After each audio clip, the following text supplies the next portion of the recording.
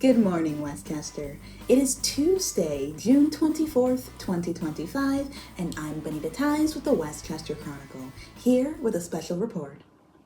Yesterday, a press conference was held at the Chester County Courthouse, which was centered on the arrest of Kevin Krebs, a 32-year-old Malvern resident who was found with a loaded gun and several magazines of ammunition at the No Kings protest on Saturday the 14th. The press conference was led by Chester County District Attorney Christopher de Barrera Sarobe, FBI Special Agent Wayne Jacobs, Assistant Special Agent Gabriel Poling, Westchester Police Chief Joshua Lee, Lieutenant Manetta Chowski from the Chester County Detectives, and Adam Sibley of the Chester County Sheriff's Office. While the biggest questions of the incident remain undetermined for now, the general facts were presented to the press. As you know, the defendant was arrested on June 14, 2025, walking up to a national No Kings rally or protest in Westchester, really just 2 blocks away from this courthouse. He was charged with carrying a concealed firearm without a license. Then, on June 16th, he was charged with possession of 13 improvised explosive devices, or IEDs, after they were discovered as part of a search warrant at his home.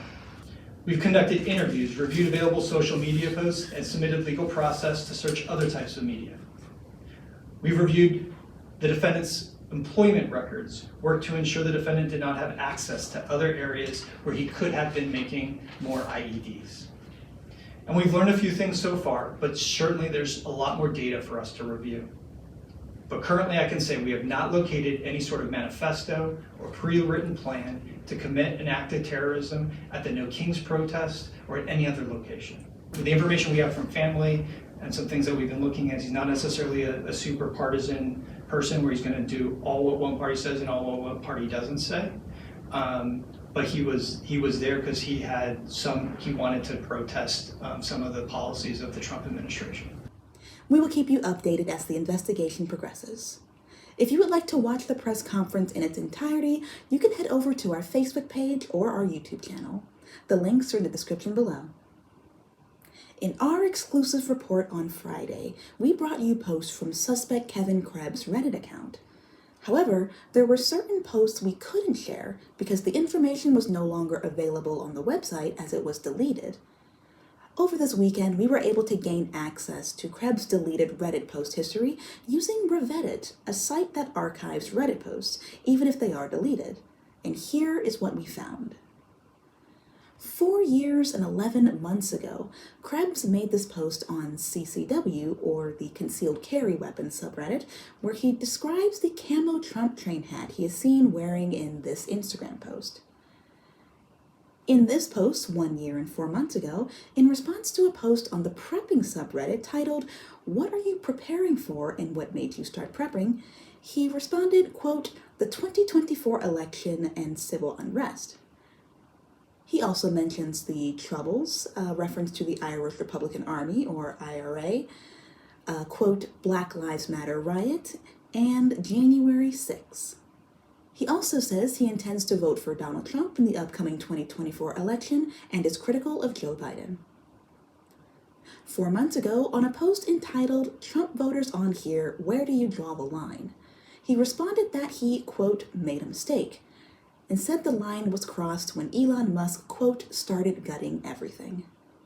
However, he said that line for using, quote, "physical force and or sabotage" would be if his family was impacted by the cuts directly. 3 months and 2 weeks ago, in this post in the March Against Nazi subreddit, he referenced the, quote, "Armalite strategy." Armalite is a weapons manufacturer which is associated with the Irish Republican Army.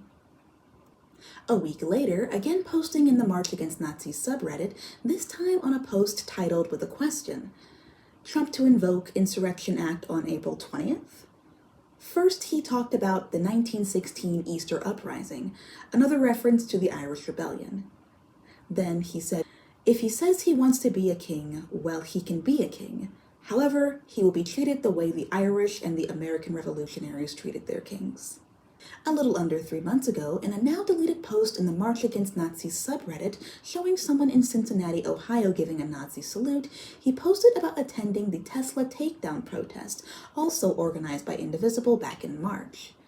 Here he talks about a Ford truck, quote, rolling coal, or spraying exhaust on protesters, quote, right in front of a cop, and the cop didn't do anything.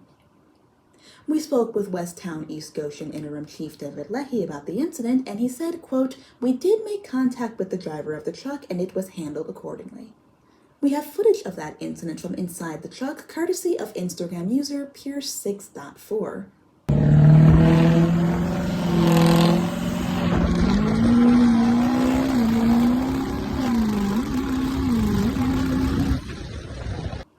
Personal injury lawyer Mike Rafey made a short video on his YouTube page regarding this exact incident. Here is what he had to say. I would say they have a battery case. Let's go back to first year of law school. One of the first cases that you learn about is the Leichtman case. That case is all about blowing smoke. The idea is whether blowing smoke onto someone is a battery. The famous case of Leichtman is that somebody blew smoke onto another person. The court held, yes, blowing smoke is causing something to make physical contact with someone else. It's no different than I throw my phone at your head. I'm causing that to happen, and the smoke particles, no different than a phone. They're just smaller particles. If you watch the video, the exhaust is pointed in that direction. You know, he's on the street going that direction, close to them. Yeah, I mean, if that was intentional, I think that they would have a battery case. We identified a possible owner of the truck via an advertisement for an associated property management company and called and left a message. We were soon contacted by a man claiming to be the driver's father, who claimed the driver was a minor, that he had spoken with the police, and that he was a former student in the Westchester area school district. We can confirm that the Pierce6.4 Instagram account was deactivated yesterday around noon. However, we archived it yesterday morning before it went down. From the dirty south, with closed mouth, don't get feed. Also, an account with the same name and many of the same videos is still up on TikTok. From the dirty south, with closed mouth, don't get feed. Money ain't shit, I put it on a bitch. Never cash her out cause I'm trying to get rich. We have reached out to the West Town East Goshen Police to confirm the age of the driver and therefore the likely owner of the Pierce6.4 account. We do not publish the names of minors unless they are accused of a crime. During the press conference, the district attorney said that they are investigating Krebs' involvement in the Tesla Takedown protest incident. We have reached out to the DA's office and will inform you when we learn more. Krebs then followed up with a still visible post in the same thread where he talked about how dangerous and illegal what the driver did was. The act of, quote, rolling coal, while not explicitly named, is prohibited under Pennsylvania state law, where it states, quote, "No person shall intentionally change or alter a factory-installed smoke control system on any diesel-powered vehicle or its fuel system so as to limit the ability of the system to control smoke. And no person shall remove the smoke control system except for repair or installation of a proper replacement." A week later, in the same subreddit, this time on a post titled, "Which one makes a better t-shirt?" he acknowledged that damaging Teslas is domestic terrorism and talks about how it relates to insurance. Then, a little under 2 months ago, on a now-deleted post in the Law subreddit titled, "ICE can now enter your home to look for migrants," he wrote, quote, "I told my Indian next-door neighbor that if ICE is after him and his family, they are welcome at my place. We are liberal, we hate Trump, and are armed to the teeth with automatic weapons." End quote.